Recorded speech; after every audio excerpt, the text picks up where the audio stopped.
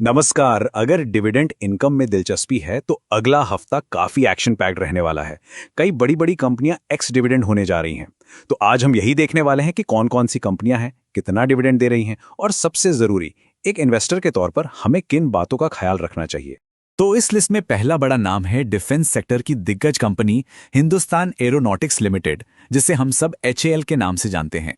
इसके बाद नंबर आता है एक और सरकारी महारथी का, कोल इंडिया। नाम से ही जाहिर है कोल प्रोडक्शन में ये मार्केट लीडर है। और फिर एक ऐसा नाम है जिसे शायद ही कोई ना जानता हो, रेलवे सेक्टर से IRCTC। तो सवाल यह है कि इन तीनों बड़ी कंपनियों में अगले हफ्ते ऐसा क्या कॉमन होने वाला है। इसका जवाब है डिविडेंड। जी हां, ये सभी कंपनियां अपने इन्वेस्टर्स को डिविडेंड देने के लिए एकदम तैयार हैं। तो चलिए सबसे पहले इन्हीं मेन कंपनियों पे फोकस करते हैं और देखते हैं कि ये कितना डिविडेंड दे रही हैं, जो अगले हफ्ते मार्केट में काफी चर्चा में रहेंगी। अच्छा, अब ये जो नंबर्स हैं ये काफी इंटरेस्टिंग है। सबसे पहले देखिए, HAL डिफेंस और एविएशन की ये बड़ी कंपनी 35 रुपए पर शेयर का एक जबरदस्त डिविडेंड दे रही है। इसके बाद टोरेंट पावर है, जो पावर जनरेशन में है, वो 15.5 रुपए प्रति शेयर दे रही है। और हाँ, जैसा हमने अभी बात की, कोल इंडिया 5.5 रुपए और IRCTC 3.5 रुपए के डिविडेंड के साथ इस लिस्ट में हैं। लेकिन रुकिए, सिर्फ इन नंबर्स को देखकर कोई भी इन्वेस्टमेंट डिसीजन लेना सही नहीं है।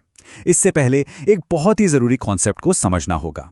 ये एक्स डिविडेंड डेट आखिर है क्या भला, और ये इतनी जरूरी क्यों है? तो देखिए, एक्स डिविडेंड डेट को आप एक तरह से डेडलाइन या कट ऑफ डेट समझ सकते हैं। मतलब अगर किसी ने इस तारीख को या उसके बाद स्टॉक खरीदा तो उसे आने वाला डिविडेंड नहीं मिलेगा। सीधा सा हिसाब है, वो पैसा शेयर के पुराने मालिक के पास जाएगा जिसने उस डेट से पहले शेयर होल्ड किया था। तो फिर डिविडेंड पाने का सही तरीका क्या है? प्रोसेस बहुत सिंपल है। सबसे पहला कदम, स्टॉक को एक्स डिविडेंड डेट से पहले खरीदना होगा। दूसरा कदम, एक्स डिविडेंड की तारीख तक शेयर को अपने पास, मतलब डीमैट अकाउंट में होल्ड करना है। बस इसके बाद कंपनी जिस दिन पेमेंट डेट अनाउंस करती है, डिविडेंड का पैसा सीधा बैंक अकाउंट में क्रेडिट हो जाता है। चलिए अब जरा और आगे बढ़ते हैं, क्योंकि ये कहानी सिर्फ इन 4 कंपनियों पर खत्म नहीं होती। लिस्ट अभी और भी लंबी है। कई और कंपनियां हैं जो अगले हफ्ते एक्स डिविडेंड हो रही हैं। जरा इस लिस्ट पर भी नजर डालते हैं। यहां तो एल्केम लैब्स 43 रुपए के डिविडेंड के साथ सबसे आगे है।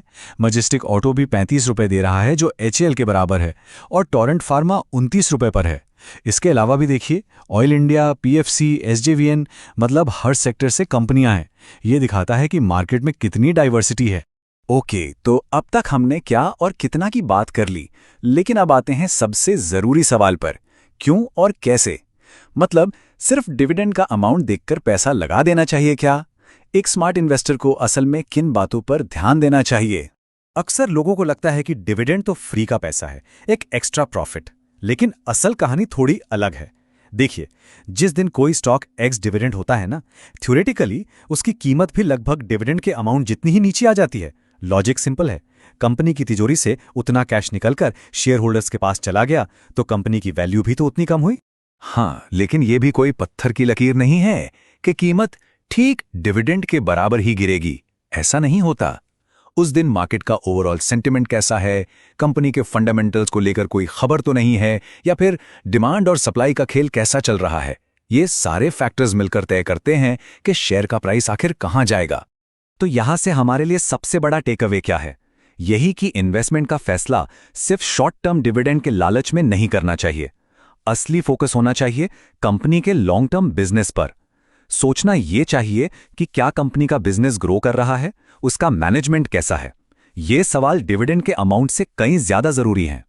और हां, एक और जरूरी चीज जिसे लोग अक्सर भूल जाते हैं, टैक्स।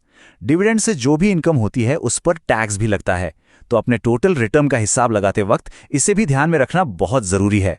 तो कुल मिला के सार ये है, और ये बात गांठ बांध लेने वाली है, डिविडेंड एक अच्छा बोनस हो सकता है, लेकिन वो इन्वेस्टमेंट का आधार नहीं हो सकता।